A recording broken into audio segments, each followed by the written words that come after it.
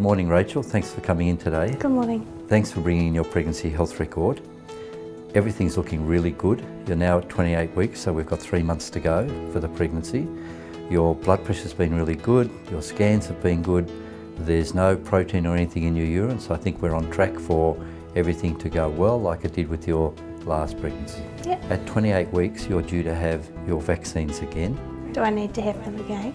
You do need to have them again, even though you had them last pregnancy and your other child's only 2 years of age. Okay. There's 2 vaccines that we're going to give you this year. Last time you only had 1. The first one's the same as last time. It's a whooping cough vaccine. We used to have a really strong whooping cough vaccine, but it caused a lot of side effects because it was so strong.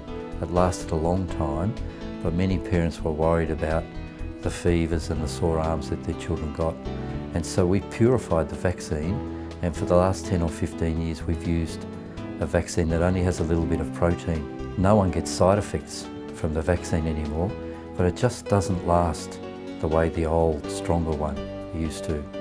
And what we're finding now is that children need at least 3 doses before they're protected themselves, and we can't protect them in the first 6 months of life after they're first born. We've started to see children get whooping cough when they're very young again, and we've started to see children hospitalised and pass away from whooping cough. We tried to vaccinate everybody around the mother. So 3 or 4 years ago we said, make sure your husband's vaccinated, make sure your grandparents are vaccinated, let's make sure they don't bring whooping cough into the house. But it didn't work, and we're seeing more whooping cough cases in Australia than we have for many, many years now. And it's made worse by some parents deciding they don't need to vaccinate their children anymore. And so we've decided that we need to vaccinate the pregnant mother. We did a lot of studies overseas to show that it wouldn't influence the child, and now we give it to pregnant women every pregnancy.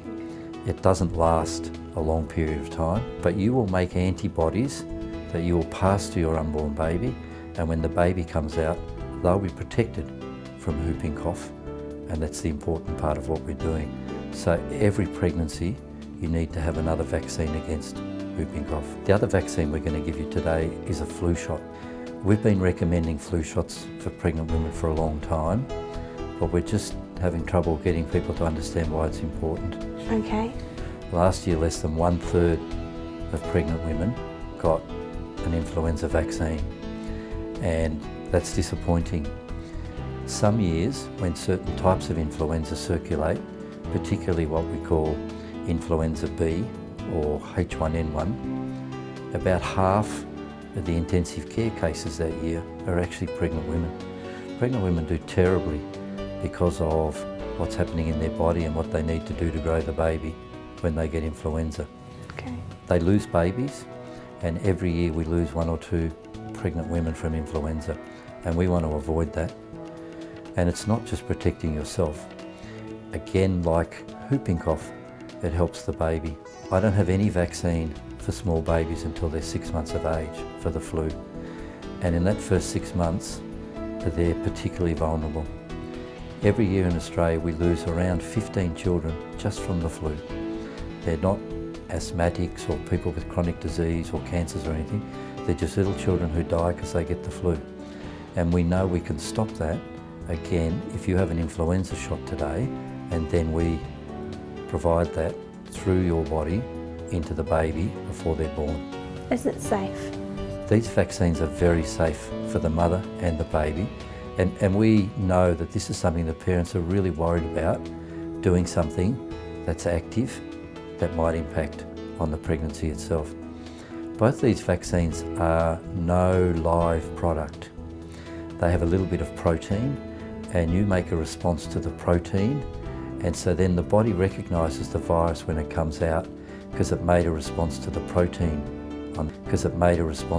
and so it'll fight off the whooping cough and fight off the influenza without ever having it in your body to start with. Okay.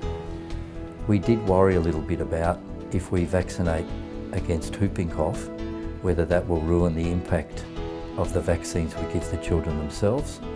a thing we call blunting, but we've had a look at that and found that it makes no difference. Protecting the children through vaccinating you now doesn't impact on their ability to make new antibodies against the vaccines. So it's great that you're here at the right time. We're going to give you 2 vaccines today, and that'll protect you with the winter coming up soon, but also protect your newborn baby against some particularly nasty diseases when they come out. Okay, we'll give you the vaccination while you're here this morning. Okay. That's good. Are you right arm or left arm? I'm right-handed. Okay, we're going to pop it into your left arm then. Okay. So just swing to me a little bit. That's it. Perfect.